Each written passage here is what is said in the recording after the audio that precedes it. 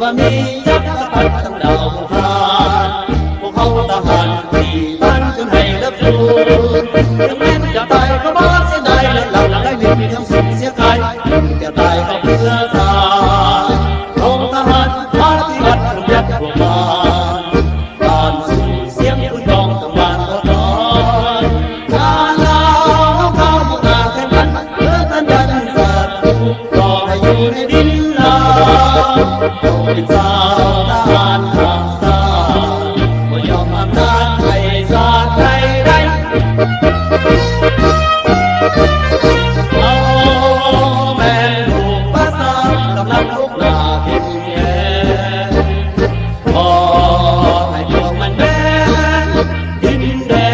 นต้องรักษาไว้อธิปไตยไม่มีมันคงศาสตร์จึงลงตาบอนเลยไป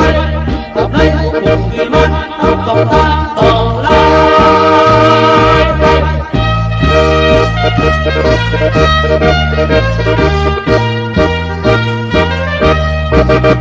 องค์ทหารพอยันต่อสิ่งใดๆก็ยอมไปให้ศาสตร์จนใดก็มาทุกที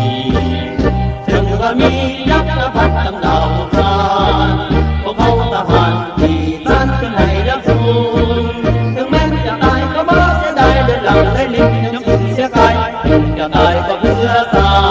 ติองค์ทหารปฏิบัติต้องจักรวมาน